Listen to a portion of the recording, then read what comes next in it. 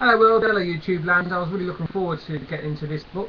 This is Ghosted number 2 with a fantastic front cover by the writer again, Joshua Williamson, and artist Goran Sudzuka. It's by Image Comics, and it's got a fantastic quality feel about the book as well, which I really enjoyed.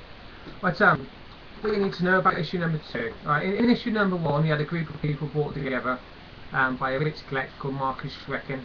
And Marcus Schrecken wants to collect a ghost for his collection of weird and wonderful things. Why not? I mean, if you've got lots of money, why wouldn't you want a ghost for your collection? So he's got all these people together. He's sent them off to a haunted house, and they're going to get a ghost for him. What issue number 2 really does, what the main purpose I think for issue number 2 is to introduce the characters who are going to be in the house trying to get the ghost for this Marcus Schrecken. I'll just briefly go through who these characters are. There's Oliver King.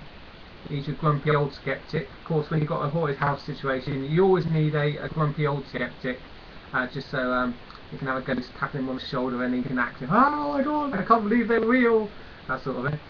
We've got Jay and Joe Burns. They're the reality TV guys. They're the cameramen with backwards baseball caps. You've probably seen them on real TV. They do these pretty crappy shows. They're not real people. I'm saying that people like them.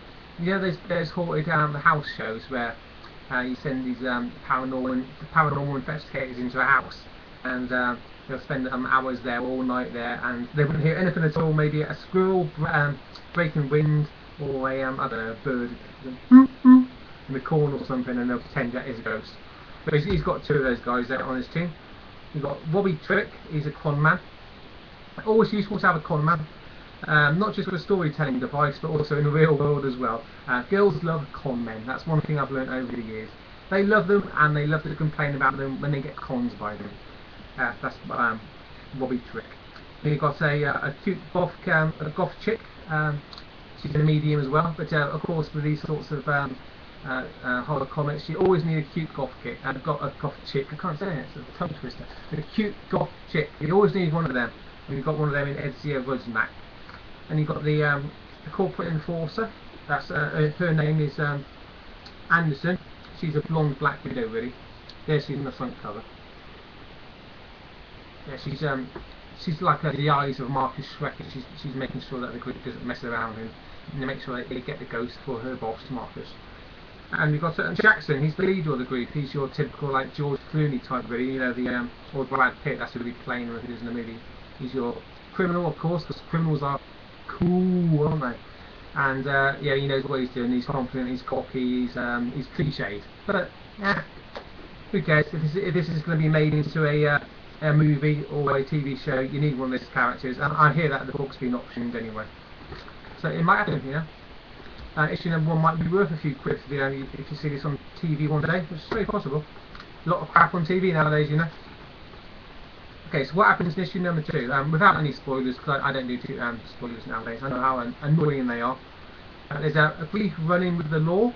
The cops are, you know, asking what's going on. There's a ghost that makes a tentative initial approach. That's a bit of a teaser, really. And they find out that they need to steal an item from Marcus Schrecken, an item that he won't give them, but they need it to help them get the ghosts. I think the goth chick, what's the name? Edzia Ruznak needs it.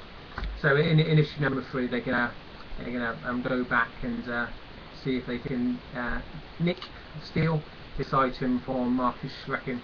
And there's a big what would I call it? A startling panel at the last panel of this book, which I won't spoil. But it reveals a lot about one specific character. That's the main thing you probably take from reading this book, the last panel. But check it out for yourself, I won't spoil it. Right, overall, it was quite a short issue, really. If you just jumping into this issue on issue number 2, you might think it's quite insubstantial. There's not much there. It does seem quite short. But you need this issue. You need issue number 2 because you have to introduce the characters.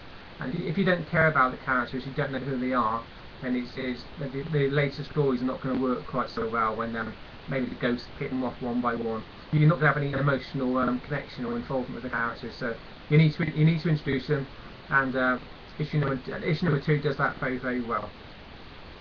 But it's got lovely art again. The artist Goran Sudzuka. I love the art in this. I'll give a quick example.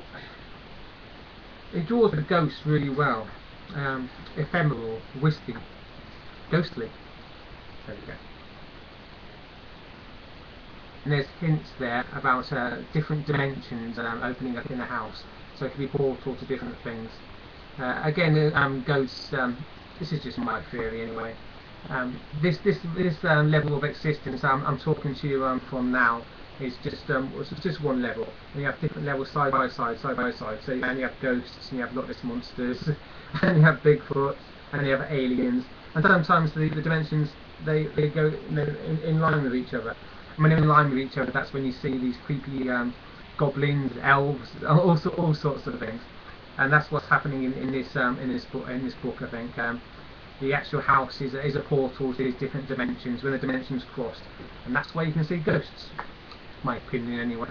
For what it's worth. Overall, as a whole, then I'll give this a strong 7.5 out of 10. It doesn't talk about the issues that I was throwing on about here. It doesn't talk about police state stuff and drone bombing and I don't know, the NSA, Obama lying whenever he opens his mouth, the things that happen in the UK. It doesn't talk about anything like that. But then again, it's a horror comic, so why should it really? It's a bit of escapist fun. It's some wacky people in a haunted house and with ghosts all over the place. What else do you need? Yeah, what else do you need? Have a bit of fun. Forget your daily concerns and pick up Ghosties number 2. And get number 1 first though, because like I said before, number 2 might seem a bit insubstantial. And because it might be made into a TV show one day, number 1 might be worth a few quid. So get it while you still can. Right, let's go to number 2. Images in the Image Comics. Pretty decent. 7.5 out of 10 from me. Okay, goodbye.